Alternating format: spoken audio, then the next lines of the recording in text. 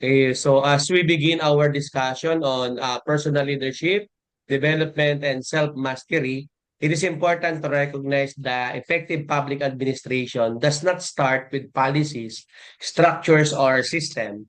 It begins with the individual leader. No? In public service, authority may come from position, but credibility, influence, and trust are built from character, discipline, and self-awareness. Leadership in government setting is complex and often constrained by politics, limited resources, and public scrutiny. Therefore, the ability to manage oneself, values, emotion, decisions, and ethical judgment is a critical foundation before one can lead others responsibly. So this topic invites us to reflect inwardly, not merely to acquire leadership techniques, but to understand the personal qualities that sustain integrity and effectiveness in public office. As Master in Public Administration students, many of you are current or future supervisors, managers, or policy implementers. This discussion challenge you to examine how self-mastery shapes leadership behavior, no? Decision making under pressure, and accountability to the public. No? Personal leadership development is not a one-time achievement, but a continuous process of learning, reflection, and improvement. With this context in mind, I now invite the presenter no, to discuss the key concept, frameworks, and application of personal leadership development and self-mastery, particularly how these ideas translate into effective public administration practice. Go ahead. Maraming salamat po, Dean. To our respected Dean, Dr. Marmelo Abante, and to my dear classmates, good morning po sa ating lahat. Before I start with my presentation, I would like to offer a short prayer. Heavenly Father, we thank you for this opportunity to learn and grow. Grant us wisdom, clarity, and humility as we begin this class. That what we learn may guide us in serving the public with integrity and compassion. Amen. And to formally start my presentation, I am pleased to present a topic that I believe lies the core of effective governance, personal leadership development and self-mastery. While we often engage in discussions on policy formulation, budgeting, and organizational theory, lahat ito lahat technical, this presentation shifts our focus to the foundation upon which all is rests, the individual leader within the public administrator. Vernacular, ika nga, bago natin i-manage as a leader ang ating bayan, pag-usapan muna natin paano natin i-manage ang ating mga sarili.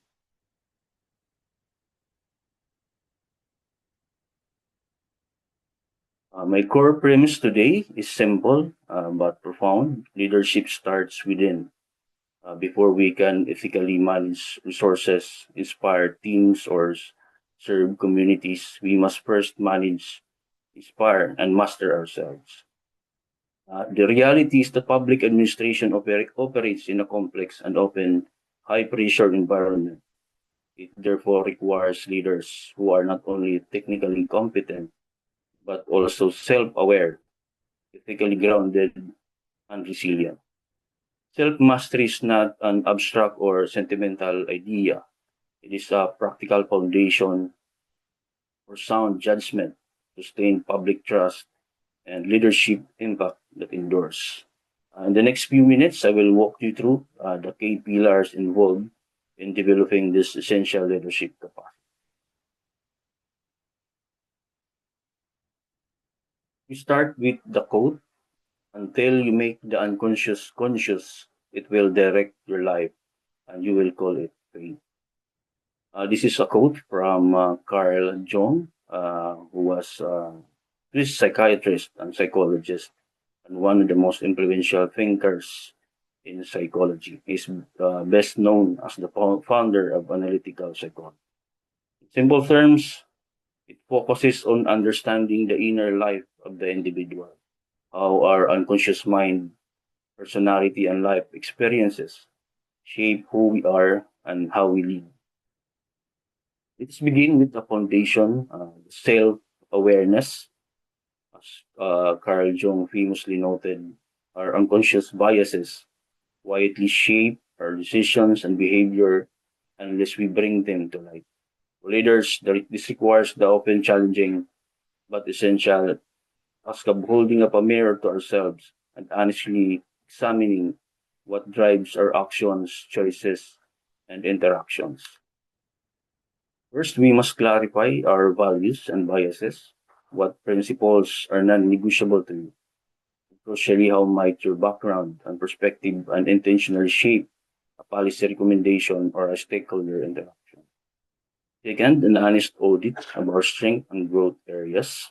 Are you a brilliant analyst but avoid public conflict? Or great motivator or struggles with details?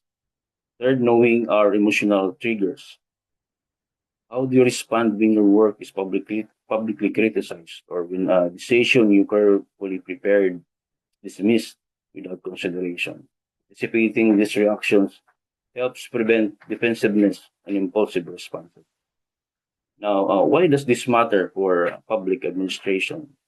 Because a lack of self-awareness creates blind spots. It can lead to policies that unintentionally exclude or to a leadership style that erodes trust. Authentic, credible leadership starts with knowing who you are.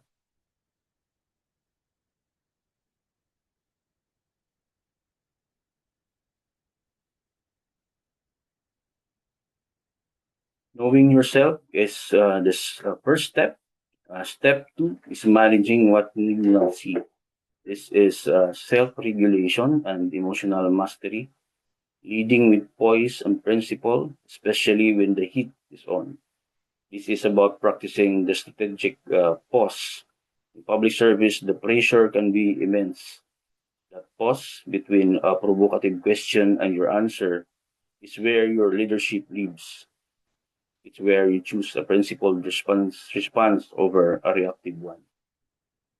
It is also about integrity in action. It's the daily discipline of ensuring that what you do in closed door meeting aligns with what you say in public. This consistency is the currency of public trust. It is building stress resilience, developing a personal routines, whether it's mindfulness, exercise, or a hobby, help you decompress and return to complex problems with clarity.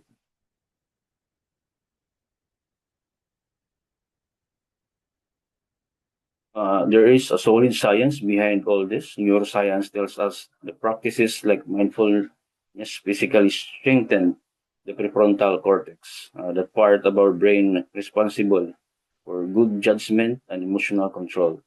So this isn't just a philosophy; it's building a more capable leadership brain.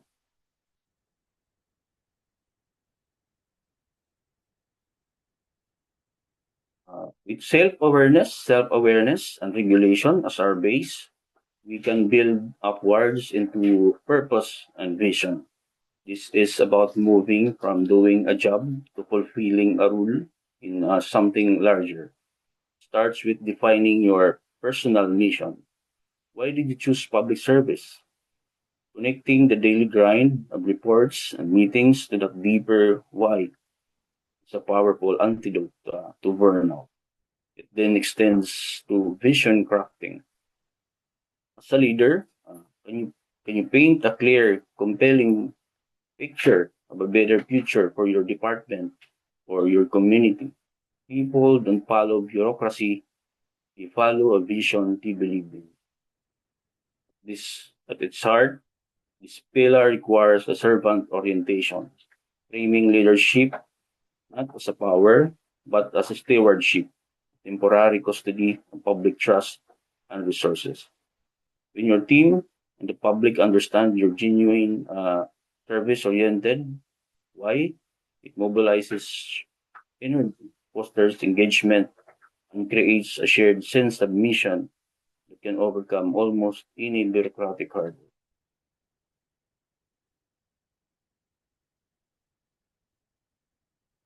for continuous learning adaptability. The public sector landscape is constantly shifting.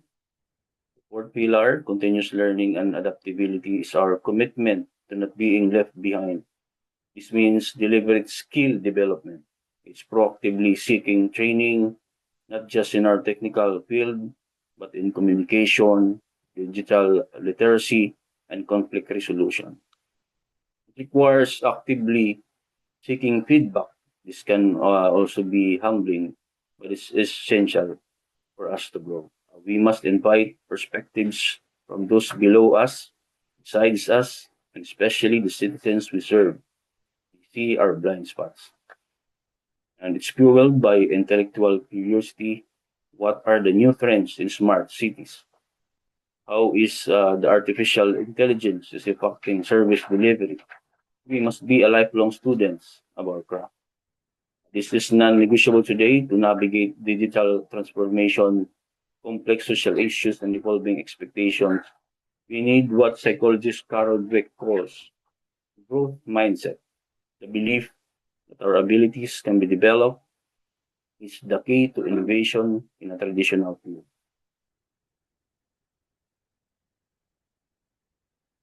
Now, how do these pillars work together in daily life?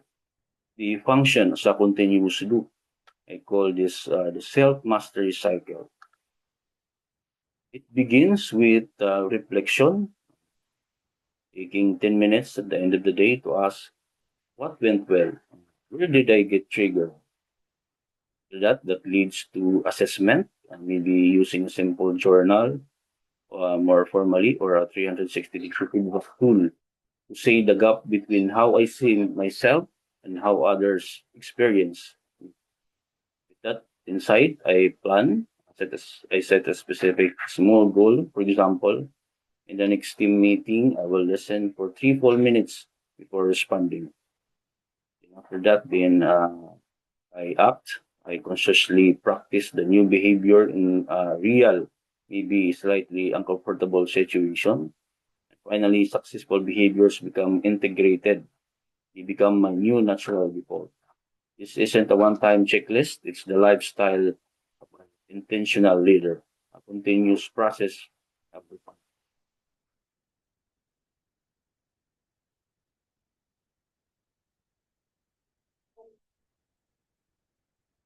This might sound all abstract, so let me give you some practical tools you can start with Guru this week.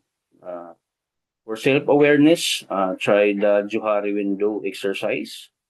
Kung hindi nyo alam, the Johari window developed by Justin Joseph Lau and Harrington Ingham is a model for increasing self-awareness and improving interpersonal relationships. It divides knowledge about ourselves into four areas. What is known to both ourselves and others, which is the open area. And next is the blind area, what others see, but we don't.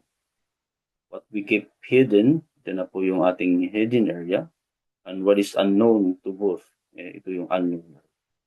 Leaders use the Johari window by seeking feedback, sharing relevant insights about themselves, and reflecting on their blind spots and hidden potential. This practice helps reduce misunderstandings, build trust, and uncover areas for growth in public administration. Applying this model allows leaders to understand how they are perceived, make better decisions, and lead with authenticity, making it an essential tool for self-mastery and effective leadership. We can also use the values clarification worksheet. Values clarification worksheet is a tool designed to help individuals identify and reflect on their core values, the principles that guide us, that guide our decisions and actions. By ranking or selecting what matters most and considering how these values show up in real life situations, we gain clarity on our priorities and non-negotiable. For leaders, this exercise is especially important. It ensures that decisions and actions are aligned with ethical principles, strengthens self-mastery, and promotes authentic, credible leadership. Simply put, Knowing your values helps you lead with integrity, consistency, and self-regulation. We can practice by siguro 5 minutes a day on a mindfulness app like Insight Timer and build that pause muscle. In a tense moment, use the stop technique. Stop, take a breath, observe your feelings, then proceed po yung ating stop technique. For purposeful learning, one powerful exercise is to draft one-page personal leadership philosophy.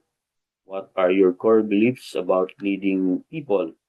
Also, you may also create a simple learning dashboard, or you can bookmark sites for governing or magazines. Follow through a leader, or you can follow a leader on LinkedIn. Make growth easy and accessible. You can follow public or online magazines like the Public Administration Times and Governing, which is also online publication for public administration.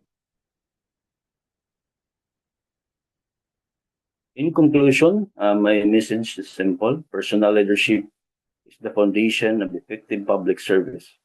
It is what transforms policy documents into meaningful action guided by integrity and purpose. Investing in self-mastery nurtures the kind of leaders our communities urgently need. Stable, trustworthy, and inspired. The journey of leading oneself is ongoing and deeply personal, yet every step of internal growth directly increases our ability to create impact externally. As a final thought, I'll leave you with this quote: the capacity to lead the public begins with the courage to lead oneself.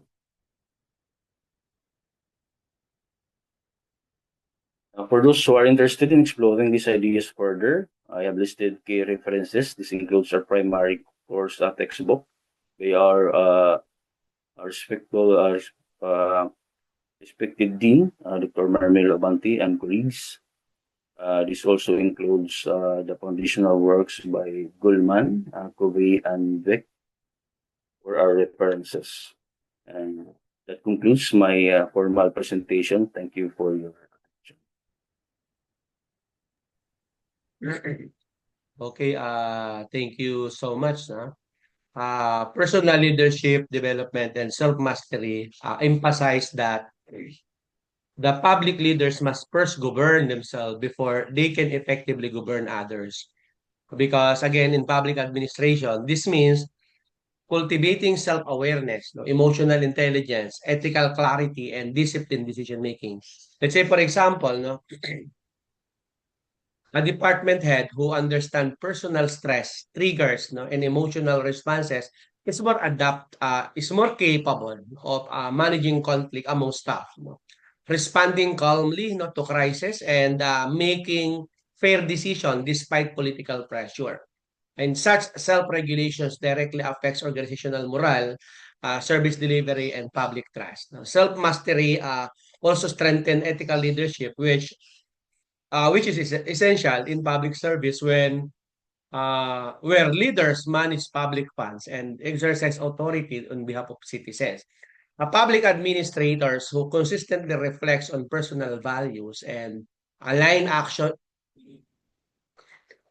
now with ethical standards is less likely to engage in favoritism, no, abuse of power, and or procedural shortcuts. For instance, a local government official who practices transparency and personal accountability sets a behavioral standard, no, that encourages compliance, professionalism, and integrity across the organization. So, personal leadership, development, equip public administrator to adapt and lead sustainably, no, in changing environments. Government leaders often face reforms, no, emergencies, and competing stakeholders' demands.